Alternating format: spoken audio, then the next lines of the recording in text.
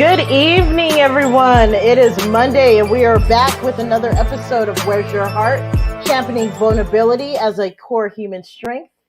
Happy to be back. Hey, Royce. Hello. How are you? I'm good. How are you? I'm alive. I'm apparently confused about who's doing the voiceover today. Um, You want to let everybody know that question. and I mean, it's a good thing Kelly volunteered. Thanks, Kelly. She says, I wasn't prepared to. Okay. I Well, wasn't there you go. prepared. I didn't know I needed to have one ready. I'm telling you, those little comment, they might want to make a really clear comment thing for us and then one for the audience and It then we'll is. It know. is. I just forgot that I was logged into the admin panel. Like, I'm used to just being the idiot who just like sits here and watches everything happen and marvels at Teresa's magic. He's like, wow. Oh wait, it's a show. Oh my god. All right, so there you go. Oh, if you can't laugh at yourself, who can you laugh at? I look and I let him know. Nice one, Kelly. Yeah. Well, she continues. Kelly says, me doing voiceover is a real risk. I could say anything. I'm pretty sure that's pretty much us. You. Yeah, that's pretty much what we do here. That's us. I mean, that's why we show it on the screen while we say it, is because otherwise anything will. Yeah, there you go. Live TV. Live to that. It's a thing. Oh my goodness. All right. So are we both just avoiding who's going to call the other one to go first on gratitude? Is that the game we're playing? Oh my goodness. I'll go first. I'll make it easy. Oh, she's volunteering. I will go first because I am grateful to have another year of birth. I celebrated my 45th birthday on Saturday and I had a really cool weekend. Friends treated me well this weekend. It was fun by all. I was gonna say, actually, we're the ones celebrating that it's 41 years with you. Like that's actually what's going on. I'm happy to be here. I was like it's that last year. 44 was hard. 44 was hard. I mean, I never you're thought. 45. I'm 45. I thought you said 45. 41. No, I'm 45 years old. Way to go. Hell yeah. I was like, yeah, I even have the gray hairs to prove it. I do. What, both of them? Really? Like, really? There you go. I'm doing a show like this. Yeah, you just got a whole bunch of wisdom, Royce. That's what it is. You got a whole bunch of wisdom. No, I got a whole bunch of stupid that's still sticking to me. But yeah, I thank my mom. Good genes. Yeah. But yeah, I mean, it's kind of weird to think that this time last year I was sitting in my house because I couldn't go anywhere because everything hit, and there was still that little bit of me going, well, I mean, no big deal. I'll just throw a party. Oh. And part of me was like, okay, it's just gonna be a flu, and it'll die off by the time summer gets here, right? Exactly. Oh, God. Wow. I wish I knew. I knew. I don't know. I'm probably glad I didn't, because that just would have been. All right, and here's Kelly's latest thing. Welcome to Earth, babies. It's cold in the winter and hot in the summer. Heck yeah. There you go. Or like Albuquerque or New Mexico, we're just bipolar over here with our weather. We don't know what we're doing. We had a winter this year. Come on. Yep. We had a winter, and then we had it again like 2 weeks ago. Oh, we had like 6 of them. And then like each of them was followed by this like 70 degrees. It's January and 70 degrees and beautiful. Oh, that's amazing. It just needs to stay that way. And then 2 degrees, 40-mile-an-hour wind, and driving snow. Okay. Exactly. Gotta love New Mexico. Oh, I do, but man, this has been a winter. It has. All right, so my gratitude on this is all right. You know what I'm grateful for? I'm grateful for my robe and a hot shower this morning because I was having a real shit day. And I'm also grateful. I had a conversation last week for Killing the Great White Male, the other podcast I do, and it was with Katrina Volbrecht. It'll be coming out in a couple of weeks. But it was about the book Pleasure Activism. Do I have? I still do. Yes, it's still sitting here because it's still on my brain. By Adrienne Pleasure, Marie actually. Brown. Um, Fucking amazing. But it exposed something that I've had an issue with, and it actually has to do with this segment. I always struggle with the like gratitude segment because, especially when I'm dealing with depression shit like I have been the Mm-hmm. last couple of months, I'm like, I don't know, like I'm not even grateful I'm alive right now most days. Like Oh, that's that's where I'm not at, right? good. That's not Yeah, good. yeah, and like gratitude to me has always been a chore. Like it's what happened after somebody gave me a gift that I was really excited about, and then my mom said, "Now write a fucking thank you note, you little jackass." And And you're I like, went, oh. "No, why would I fucking do that? It means I don't get to enjoy the thing that they gave me." Like, I gotta put my Legos down to fucking write a goddamn thank you note. Fuck that thank you note. All right, so there you go. That's how I feel about thank you notes. Um, I love hugs. I love like I'll take somebody out to a meal to say thank you. I'll like there's a million ways I'll say thank you. Mm-hmm. So make me fucking write a note and don't tell me I should be grateful for this shit. Like that was the like ah. So and but this book helped me. Well, this book fucked my world up in other ways. But Oh, yeah. I'm okay, sure it probably did. yeah, real good. Like yeah, what's depression but a lack of pleasure, like an inability to experience pleasure. But one of the things that she connected in there is that it's one of the challenges with a lot of gratitude practices is we skip right to gratitude instead of talking about what gave us pleasure and then therefore why we're thankful for it. And I had like I was always like because when we say gratitude I'm like looking around going I'm in this room again. this piece of paper. I'm grateful for this fucking piece of paper. I'm like, I don't fucking know what I'm grateful for. Right? But so I started connecting it to pleasure, and that's a lot better. That's a lot better. Now, one day I'll learn to look in the mirror without fucking swearing about what a piece of shit I look like, but that's, down the road a bit. Right now, we'll just concentrate on being like, this piece of paper does give me pleasure because it's got something cool written on it. All right, so there you go. So that's my gratitude. I'm grateful for having gotten to read that book with somebody that I know, love, and trust because it was brutal uh, in a lot of senses. Because I mean, honestly, the book is written from a black feminist perspective, but again, I find so much Ooh. value in it for like, yeah, okay, so I've got privilege, but privilege isn't pleasure. Like, let's be real fucking clear. Like, it's still Uh. anyway. There's still some really important shit there.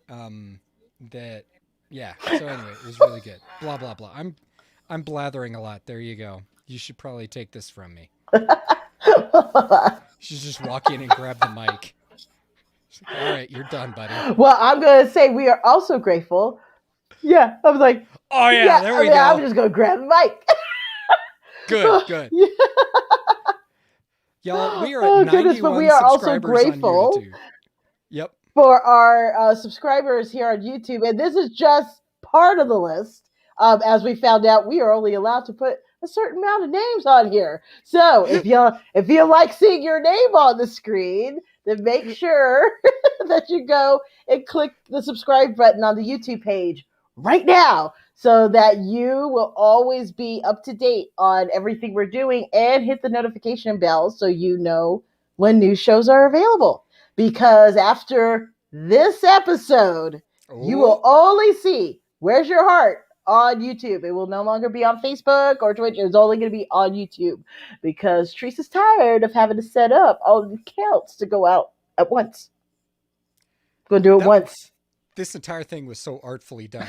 From gratitude into thank you subscribers into y'all get off your asses. We only need 9 more so we don't have to deal with Loving segues. God 8. Like that was beautifully done.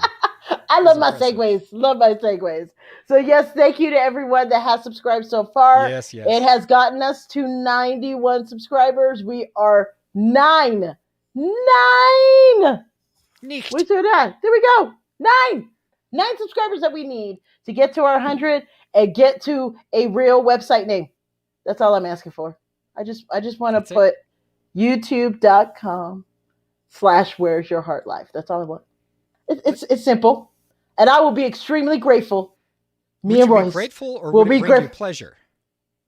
I would say both. Okay, that works. I would say both. All right, I'm not sure what to do with Kelly's comment here. You look, Royce. You look like a majestic land mermaid with that hair right now. Swearing at that in the mirror would be a travesty. Thank you, Kelly. I was thinking it was more royal like. It seemed very kingly. It's Like it's those feather wigs that they used to wear back in the days. oh my god.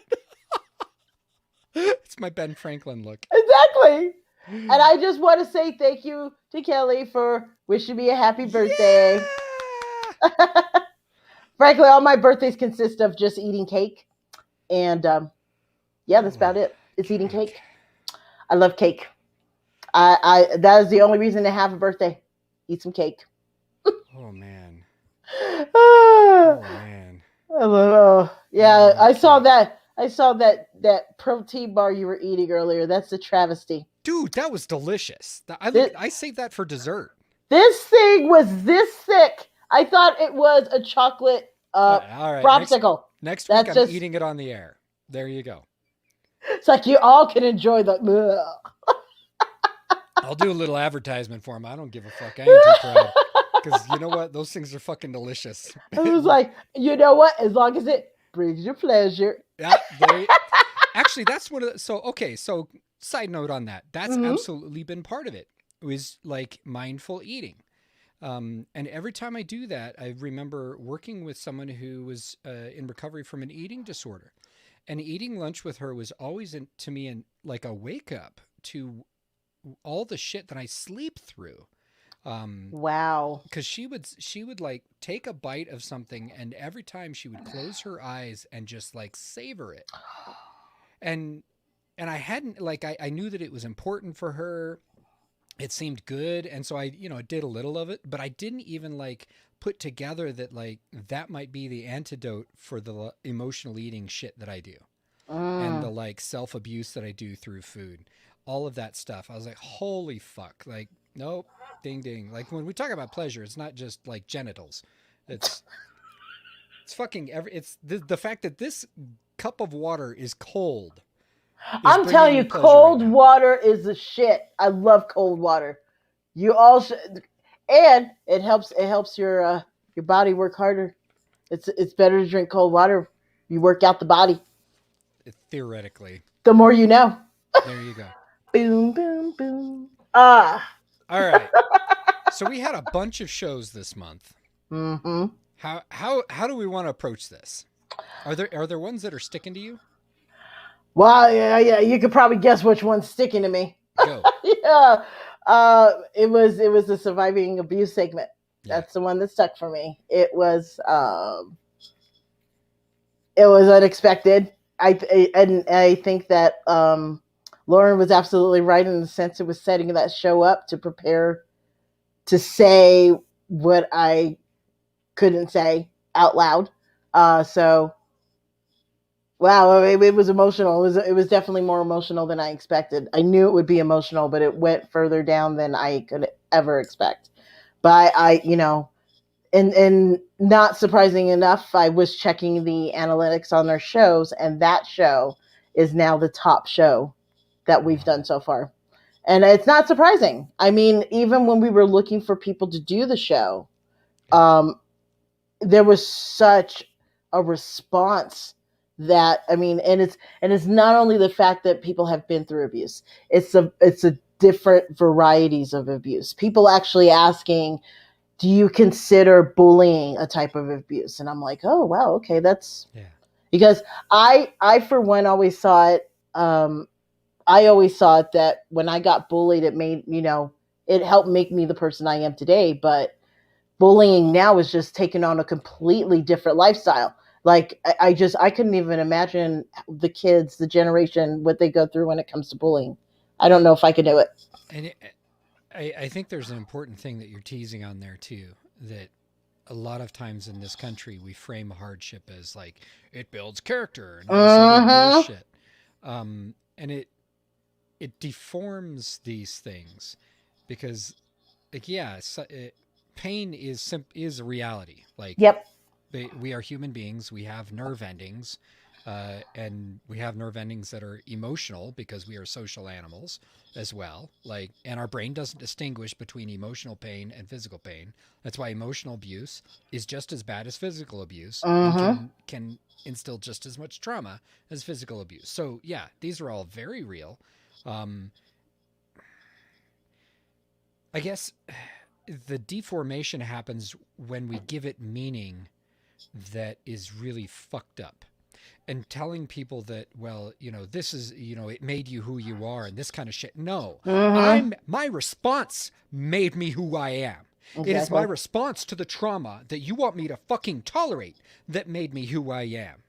I am resilient because I am fucking resilient, not because you Mm-hmm. motherfuckers that stuck a knee on the back of my neck for 9 minutes and 32 seconds, Oh yeah. right? Like, let's be really That's fucking clear that kind of abuse and shit has no fucking place, and it does not build character. It does nothing good. It only destroys our humanity, all of us. Every single one of us that had to watch that video, we are less of a human for it.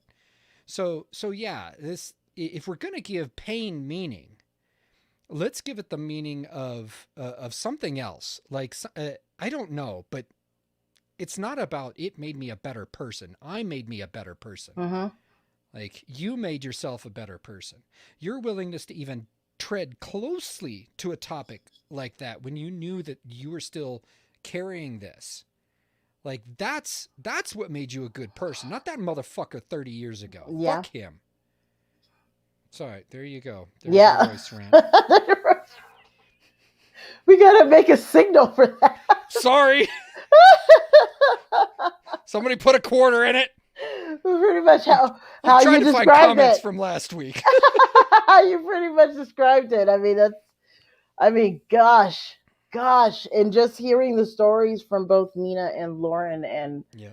and even you sharing, and it got to a point that I didn't realize how quiet I was Oh yeah. for that episode.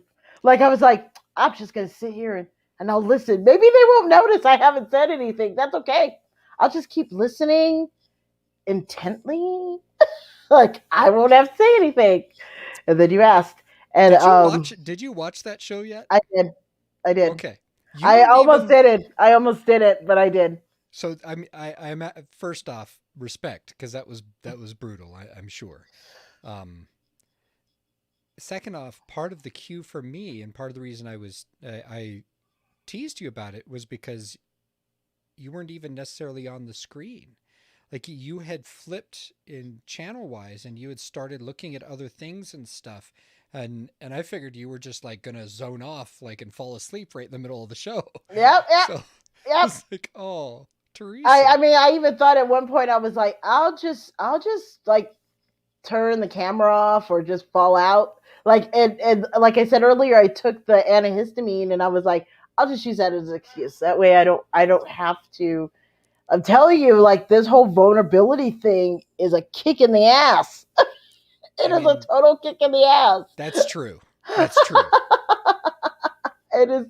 It is so yeah. Okay, so yes, it is a kick in the ass. So I was having this conversation with Kyle too, like in the days after that show, because that for Mm-hmm. him was a real venture, and they're, oh God, what was the topic of that show? Second chances, hitting Second rock chances. bottom. That's That's another right. emotional one.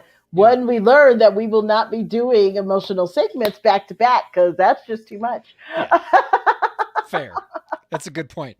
Where's our production assistant? I know. Make a note. Yeah, no, you're not. You're Not the made. producer. Don't even. You're the producer, not the. God damn it. All right. So anyway, it was interesting though, as I processed a little messaging back and forth with him afterwards, because when you sit and you hold space with somebody in a vulnerable space like that, Mm-hmm. I don't know about you, but I get it. I end up with an emotional hangover, even as somebody holding the space. Um, so it really, like, that's, especially when we're doing something like that. I wouldn't say for the first time. Like, we've all been vulnerable at some Mm-hmm. point by the time, but like being intentional about it and knowing I'm going to walk into a situation that I would normally fucking avoid, because talking about, you know, my time living homeless under a bridge, it's just not something I want to fucking do. We're Exactly. talking about this event of trauma, from 40 years ago, not something like we go out of. I mean, I do therapy, so I don't have to think about that shit. I Exactly. want it Exactly. out. But I mean that's the whole point of the show. I mean, I will say if anybody was feeling a certain way or they had a bad day or they were thinking, "Oh gosh, because of X, Y, and Z, this is the worst day of my life." Like those are the shows that I hope people look at and go, "Okay, if they got through that, I can get through my boss yelling at me, or I can get through like every time you think Mhm. it's like the worst moment of your life. It's like, no, it could probably be worse. Just take a moment. I think it's kind of like you talked about with when your thing with gratitude and looking for. I was at that same spot that I felt like I didn't feel like there was a lot to be grateful for. Like I knew to be grateful, and I'm grateful for my kids, and I'm grateful for my close friends, and I'm great, like there's stuff I'm grateful for, but when you find yourself repeating it over and over again, it's like, Mm. wow, is this really all I'm grateful for? And yeah, um I just found myself when I was listening to their stories that I Mm. was just like, wow, there's probably more I should be looking at that I should be grateful for. And the fact that they could even look at what they went through and say, because of this, I'm glad I'm here. Like if it Yeah. wasn't for this, I wouldn't be here. I mean, that takes a lot of strength and courage. I don't think a lot of people could do. I think a lot of people, and I hope that Kyle finds a way to. Oh goodness, I feel like once he starts like loving himself, once he starts loving himself, I mean, it's just gonna make a hell of a difference. It's gonna make a hell of a difference. But I mean, the stories were powerful. Yeah. I'm glad we got to do that episode, and Yeah. I look forward to doing it again. I like I said, it was another one. It's like these conversations, you know, so many people are just like, oh, I'll be willing to talk, and that's something for me too. I'm amazed how many people are just willing Yeah. to open up about that. But that's the thing about vulnerability, and I keep seems like new topics just cause me to go, oh, if I want to, And that's how we need to do that topic. exactly, exactly, I mean, we've got one coming up in May called White Guilt. We're circling back to that one. Well, I mean, we covered it, but not like explicitly, I guess, last fall. yeah, yeah. So Um, it's kind of in a sense you did have the discussion when it comes to what is whiteness, which yeah, kind of led into the discussion of race. But yeah, white guilt is one that I mean I hear that term, and I mean we've even had this discussion in the sense of like how much do you carry? How much of do you carry of the struggle that you go, okay, yeah, I'm white, so I shall forever be guilty of what my ancestors did, and the privilege I get, like I shall forever be carrying this boulder on my shoulders. And so I'm just interested to see how the show's going to go, because I do feel like there's a sense that people do feel that way, but then there's another sense that people are like, I accept that I have this guilt, but at the same time I want to know how to you know help change things instead of just always feeling guilty. Yeah. well, yeah. There's a in Brene Brown's work, she really parses guilt and shame. The book of hers that I read was Daring Greatly, and she does such a good job of like teasing out some differences between the two, because guilt can be a wake up call. It can be a prodder, and Hmm. it isn't necessarily a negative feeling. Whereas shame is very much the, like, it locks you down, and it's what starts the The downward cycle. cycle. Yeah, Yeah. exactly. So I'm excited about that conversation, and a lot of other ones. So yeah, that's yeah, one more amazing topic. I'm glad that one isn't back to back with something awful, I right? know. I Is know. it? I know. I made sure, like, after I was like, no, we're just gonna move those. We're gonna move them around. It's just like, oh my goodness. Like I said, it was a lesson learned. It was a It's lesson true. learned. All right, so I'm going back through some of our questions, comments, and stuff. Hmm. All right, so Arena Belly Dancer said after, and this was after last week's show. Thank you all so much for deep sharing and modeling the healing process in real time. I Hmm. just thought that was like it's not often that we'll have the chance to have something authentic happen on live on the show. So it was amazing to have people hold that space. She said, I had to leave during the live recording, just finished watching it now, and wanted to send extra love and gratitude to Teresa for her beautiful, courageous, vulnerable moment. And for how you all held such a warm, safe space and encouragement. I feel privileged to have witnessed this. So much appreciation for you. And it's just weird to hear people say, "So it's so nice that you did this," or I'm just like, "Wow, I oh." But I guess that was the point, wasn't it? It was like that's the reason we do these shows. But it's still weird.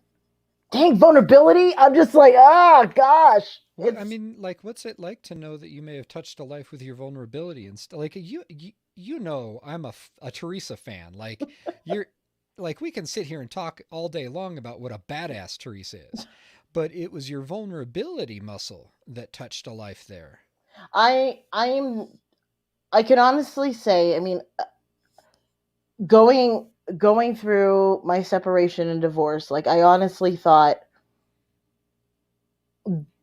it put me in a position that I didn't realize was happening in the sense that I discovered about perception.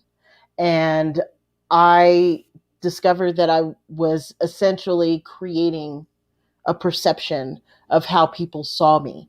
And then I realized that I reveled in it because I kind of felt like people would rather see a happy person than a sad person or someone who's always talking about something that's gone wrong. So it's not even perception; it's your perception of their perception.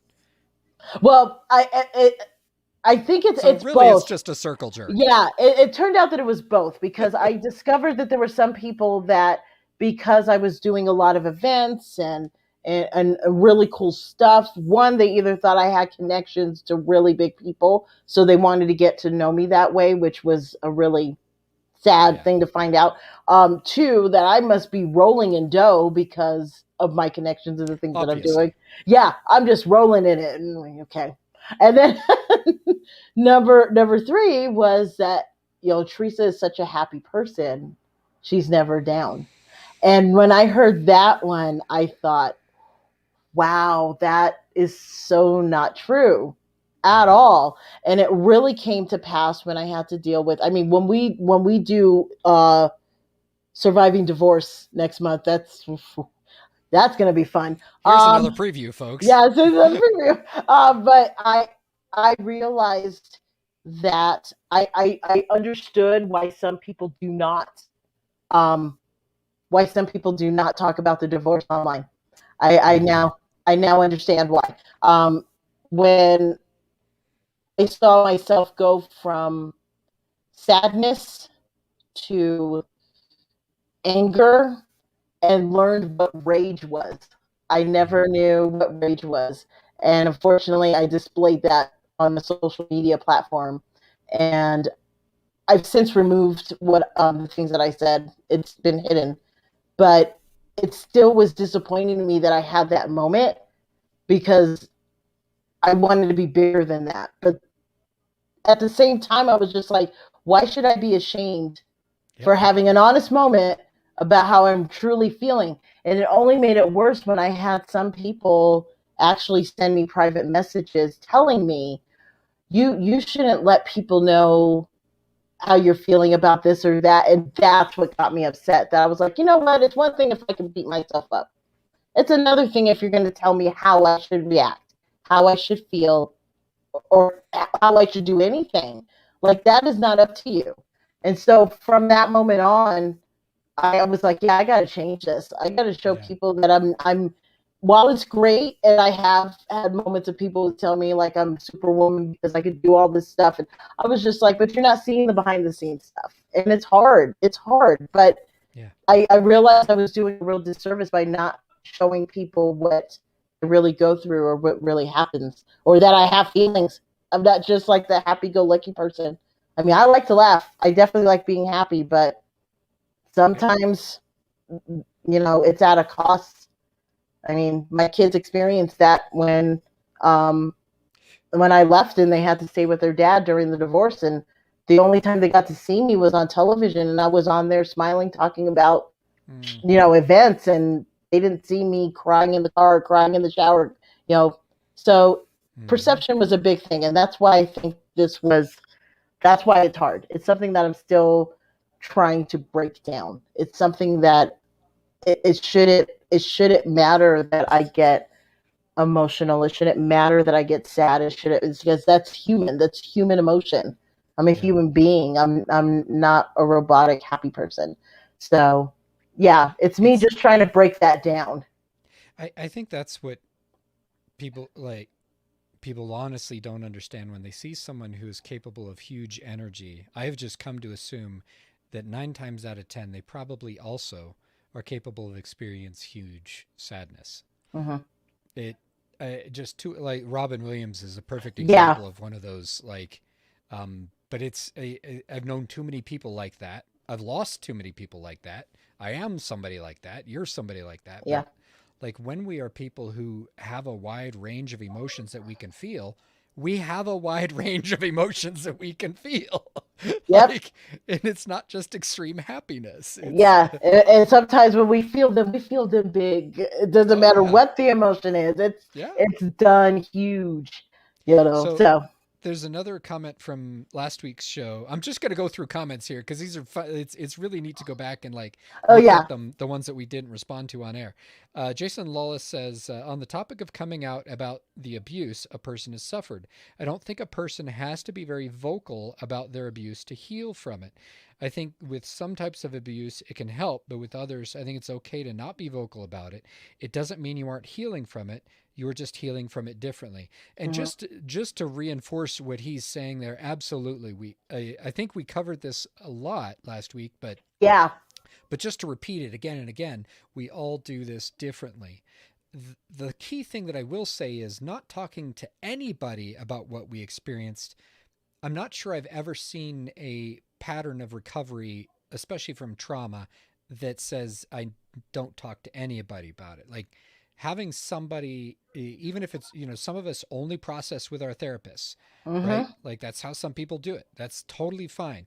The challenge is we are social animals. We do not solve problems like trauma ourselves. We don't process them just ourselves. We require other people to deal with things like that where I mean trauma is brain entanglement at a fucked Yeah. up level. So I guess there's the like caveat that I would say is that it doesn't mean you have to like go on a live show and like have this moment that You don't happens. have to. No, no, Yeah. no, no. No. Let's it's we all do these things differently. Yes, the key thing is though that as a human animal, as a social animal, we do require other people to help us through this grief.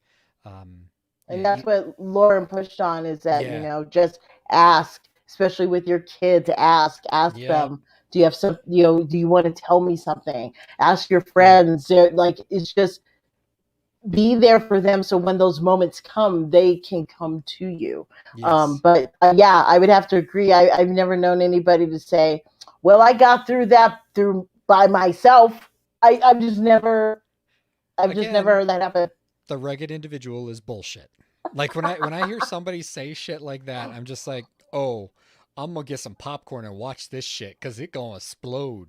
I don't know when, but I know it's gonna, and it's gonna be hilarious.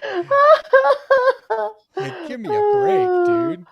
We It's got Kelly who said that's insightful. I am probably guessing that was during our whole thing as about, yes, fuck. Come as on, we gotta fuck. finish that. That's right. That's insightful as fuck. But technically it says AF, but we all know what that means. Okay, al dente. No, al fresco. There it is. Al fresco. that's that's insightful al fresco. There. Thank you, my friend. I'm gonna use that for now. I'm gonna say al fresco. Al fresco. It'll work. It'll work. But we also got to talk to frontline workers, Yep. and I got Ted's nifty. I like Ted. It's true. All right, so that whole thing happened, and I was so in a hole emotionally. I didn't even know that this was. I've known Nikki for, God, 10, 20 years now.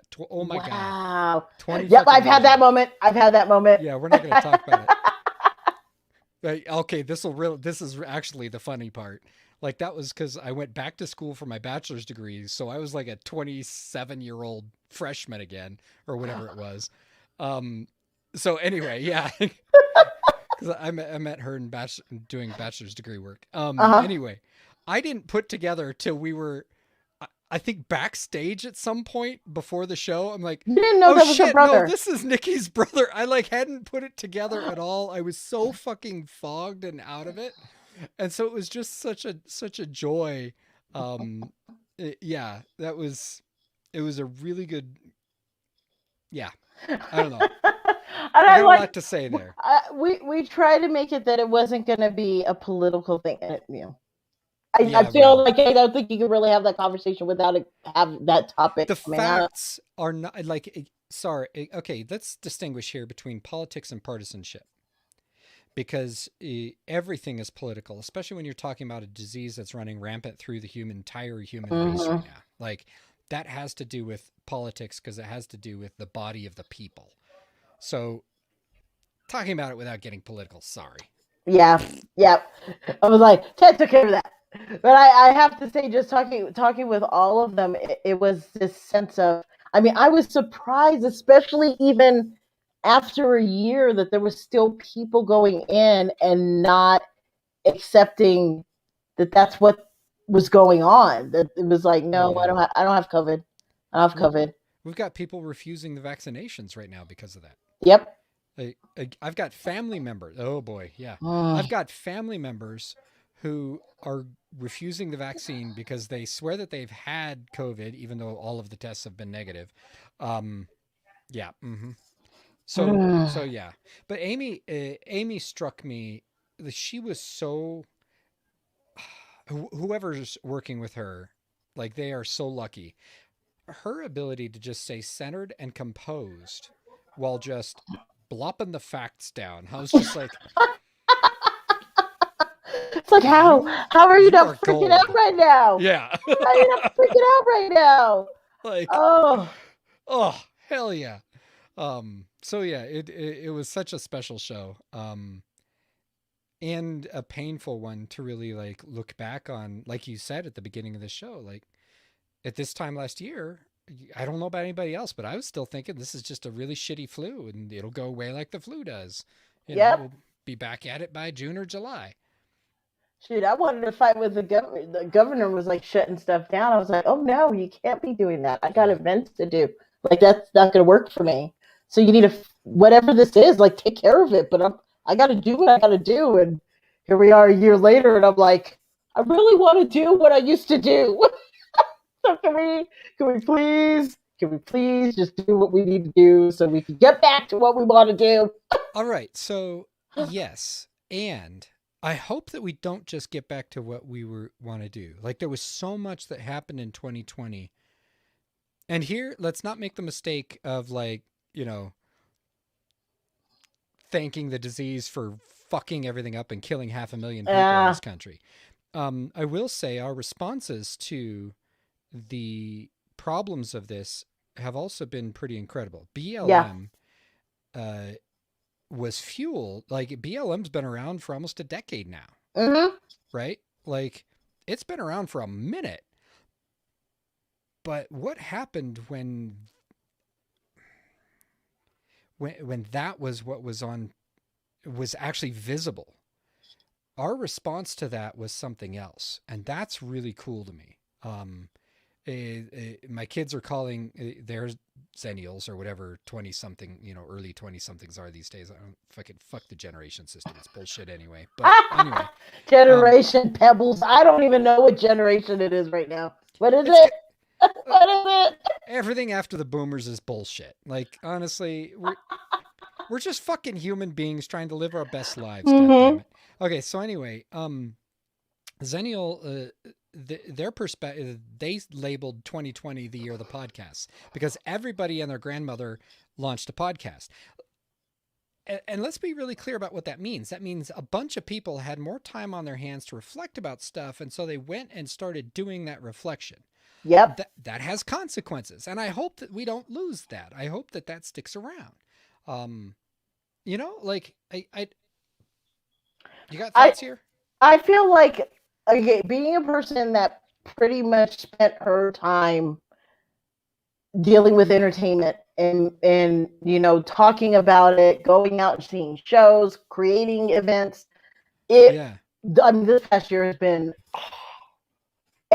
a struggle. It yeah, has been a struggle. Even so, I mean, for me, I totally get what you're saying, and I agree. There has been so much movement that has happened, that I don't want that to stop. That needs to continue. I would like people, though, yes, to not take for granted what happened. Like, I think a lot of people came to terms when they weren't allowed to do some of the simplest things. I mean, good Lord, we can't hug. I yeah, mean, I want people to look at what we went through and go, I am not going to take another day for granted.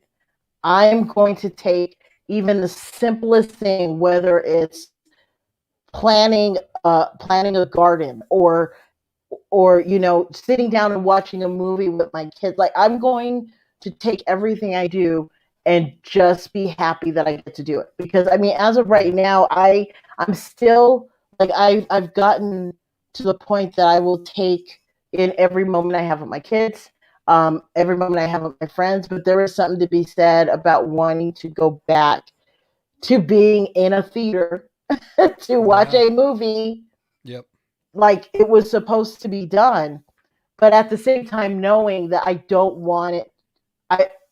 I want it to happen, but I also want to make sure that everybody's doing it safely. yeah. And I'm not willing so to die for that. exactly. Yeah, But I definitely would say, from all of this, I really hope that people take a moment to go, wow, you know what? I'm going to take this moment, and I'm going to remember it, and just be grateful that I get to do it.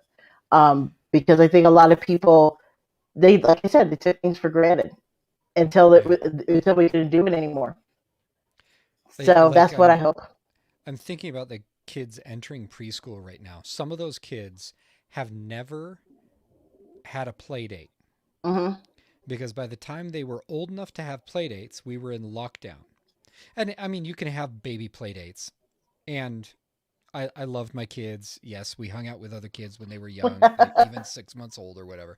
Yes, I get that. But as a parent, you're so fucking fogged when they're that age. You don't know which end of your ass you're shitting out of. So let's be really clear. I'm not counting that. I was Um, happy with naps. Naps were so wonderful. yeah. Yep. I'd be like, Oh, hey, play with this block.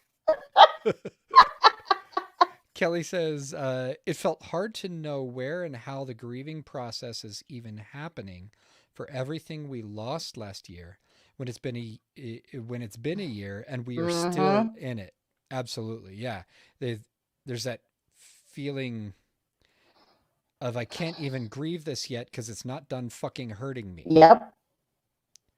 Like it's not done. Like I'm still scared of who it's going to take from me next. Um, I think that's what's so frightening. I'm excited there's a vaccine. I really am. And I'm glad for everybody who is, gotten out there and taken advantage of taking it. But there is this notion that, okay, we have a vaccine, we can go back to exactly what we were doing a year ago. And I'm like, be smarter. Like, I'm kind of afraid to find out what spring break did. I'm oh, really afraid well, we to already find out what know. it did. Like already the infection rate nationally, in spite of the fact that some places are still locked down, the infection rate nationally rose 7% in the last week.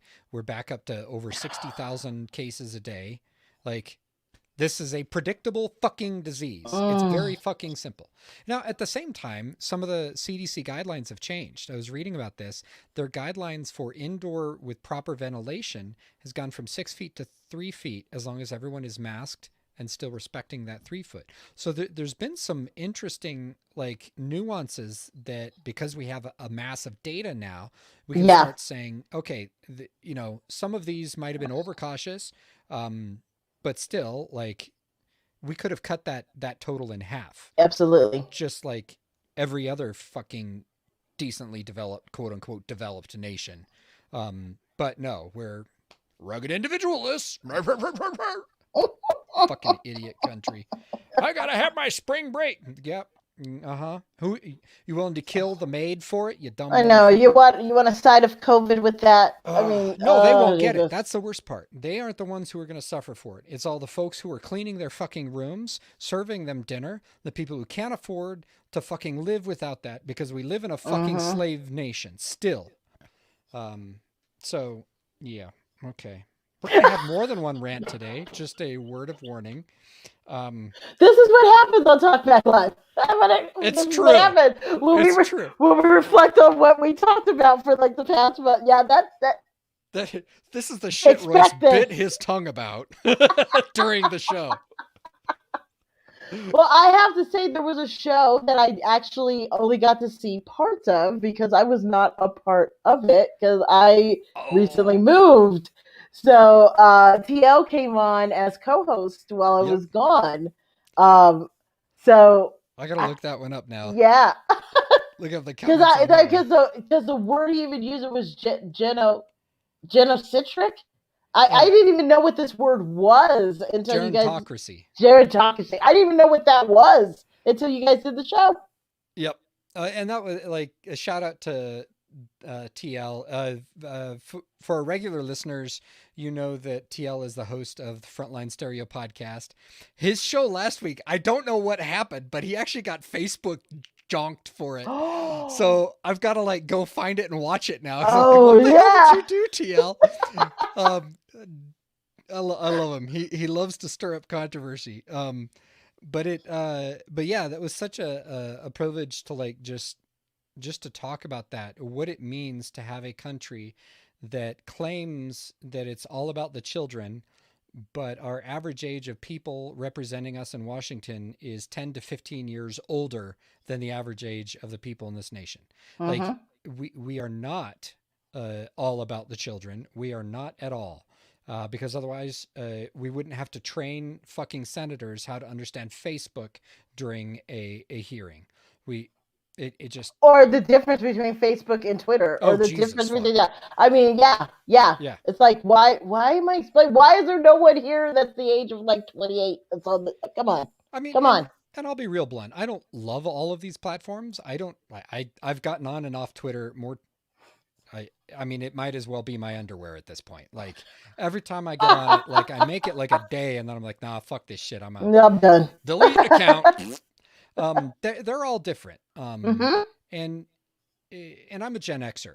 Again, I'm a Gen Xer from parents who were public school teachers, so we weren't swimming in it by any means.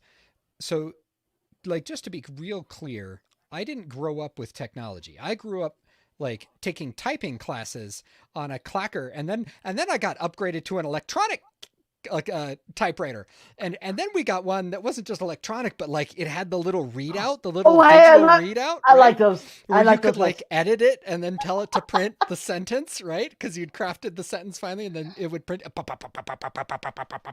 and then you had to type your next sentence and like double check all the shit, right? Before you go pop pop pop pop pop. All right.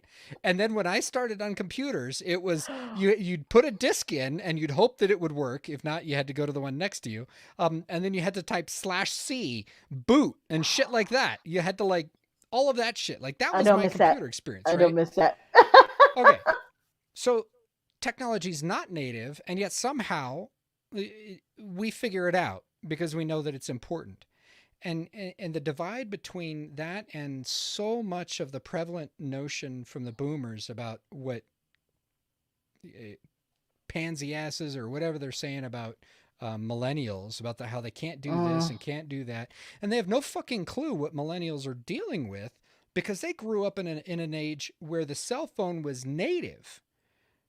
Like they're carrying around the computing power of the first fucking space shuttle in their goddamn pocket.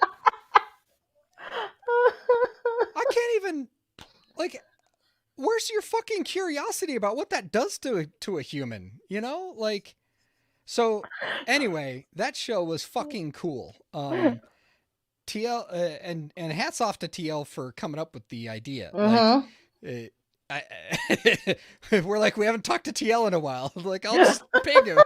I'll text him right now and say, Like, "Hey, want you to do want a to come show? on? You want to talk about something?" And he's like, "Yeah, I want to talk about gerontocracy." I'm like, "Oh, you're gonna make me go look that shit It's up, like, aren't oh, you?" that's a word I don't. What is that? I mean, I knew the root. I figured it had to do with aging somehow. Um, That's the but one thing I feel like there's, like I said, there's been a lot of movement that's happened over the yep. past year, and one of the things that I constantly keep hearing about is like um, term limits. That was one of them. But I'm just kind of like, well, how do you really start changing the things that probably it's time to change them when you have people that have been there for like 30, 40 years?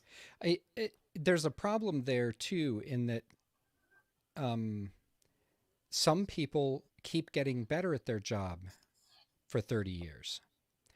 Some people don't. Some people, they just keep getting worse at it. Um, and so like, I guess there's times for policy and there's times for responsibility. Mm-hmm. Policy is necessary. Like Ta-Nehisi Coates' book drove that home for me in ways. Between the World and Me. Wait, no, that wasn't his book. It was Kendi's, Ibram X. Kendi's How to Be an Anti-Racist. He drove that home to me in really important ways, and I'm still thinking about it. Like, okay, yeah, the policies have to be there. And when I think about New Zealand's legislature, where they reserve X percentage of their seats for their indigenous population, Maori. I can't Mm-hmm. remember how to say it properly, and I'm probably fucking it up. Um, uh, so they reserve X number of seats for these folks. Like they're it, so yes, that policies like that are vital and important. I also look at what's happening and I say, like, if we start simply putting term limits or age limits on these things, I'm not convinced that we actually solve the problem, because the problem is that we as citizens aren't being responsible. We are voting to like, and our system doesn't work.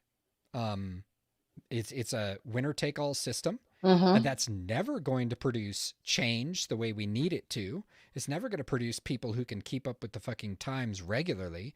The default is to go to Washington and go to sleep. There are amazing people who don't go to sleep. But one of the things we talked about on that show, like if there's something I would ask John Lewis, for example, is, man, why didn't you replace your ass? Why didn't you replace yourself with somebody who was fucking off the hook as amazing as you are? Like, we don't do democracy a service when we die in office. We don't do our constituents a service. We don't do this nation a service. We we have to be always like bringing the next person in and helping them live into that reality. It just, so anyway, I think there's a lot there, and that show, like, I didn't even realize how big an issue it was.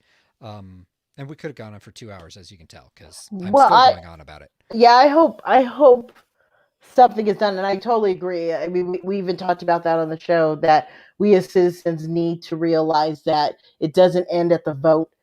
Yeah. People that are just like, well, I voted. I'm like, great. What else have you done? Like, it doesn't end there.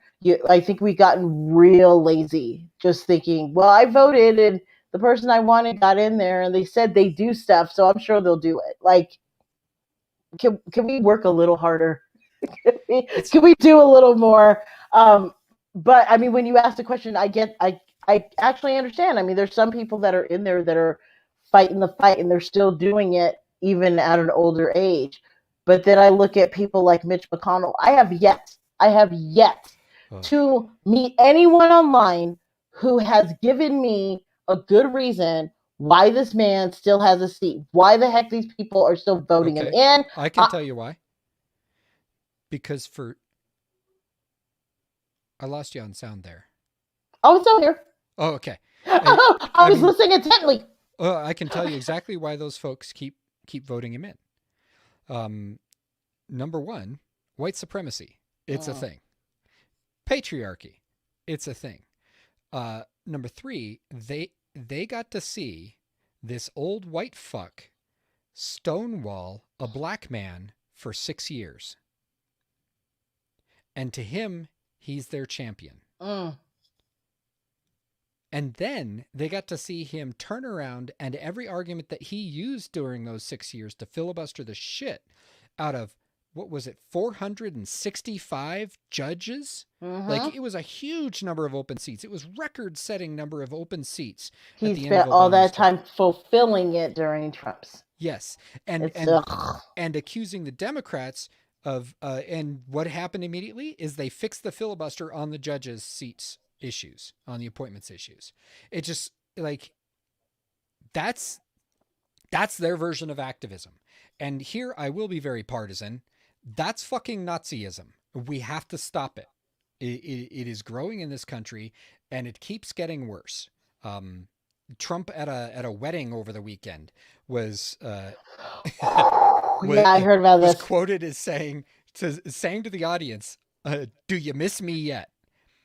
Like, this is the very, like, heart of narcissistic fuckbaggery. Like, this is what tyranny looks like, y'all. This is how it begins.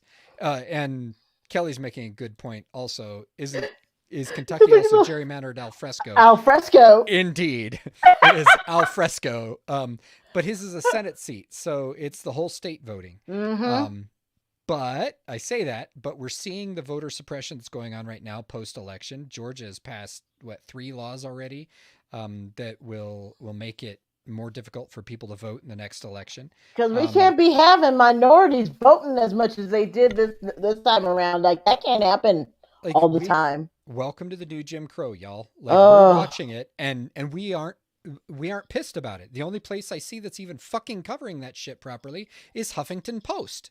And it's liberal as fuck. I love it, but it's liberal as fuck, and I know it's still good reporting.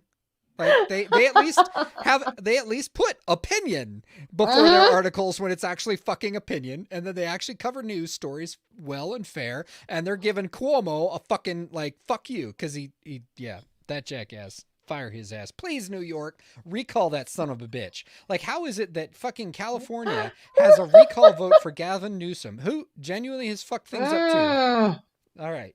Yes. And, like, in New York, nobody's got to, like, really? Like, but I lived back east. I guess they shouldn't be surprised. Whatever. Okay. So, yes, it's gerrymandered al fresco, but in a million other ways. So, there you go.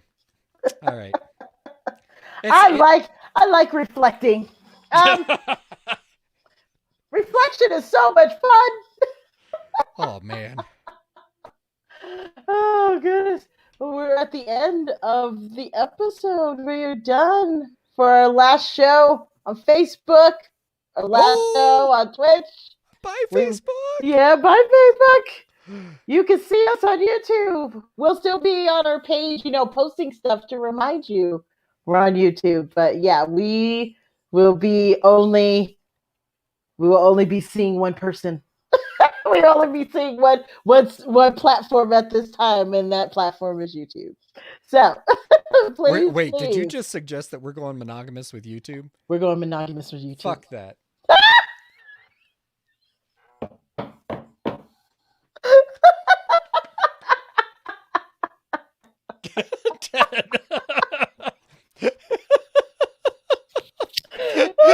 All right, so Ted, I love you, my friend. He says, I'm so late, but I love Royce's hair. And I know for a fact that he is very late because he totally would have commented about what we just said. Yes, he did. Yes, he would have. You're going to want to rewind, buddy. That's a nice little. You're going to like it later. We're going to go out on that note. Thank you, everyone, once again for tuning in with us this Monday. We will be back next Monday with a whole new show, series of shows. What's our topic next Monday? That's a very good question. What's next Monday? I figured you already knew. That's what I was trying to make you look smart because I just create the show. I don't actually remember them in memory. I'm I the feel idiot like that never knows what we're doing. I feel like I'm recording the wrong show right now. It's I'm like, possible. I'm on Where's Your Heart, right? Okay. Let's see. Next week is April 5th, and our show Oh, a is. year of quarantine. Where we are now. Go There we figure. go. Yep. There it is. Great. We just Yep. prepped y'all for that. There you go. So we'll have guests on talking about their experience through the quarantine last year and what it led to and changes that they made. So it should be very interesting. We're gonna go out on Kelly and Ted because they're having their own talkback live here now. Oh Kelly says Royce's hair is basically the physical manifestation of this entire episode. She's not wrong. no, she's And not. Ted says I can't wait. Well, make sure you There share you it with a go. friend. Make sure you share it with a friend. Thank you Well, again, everybody, for tuning in this week, and we will see you see you on next week. YouTube. On YouTube. Yes. Bye, everyone. Bye.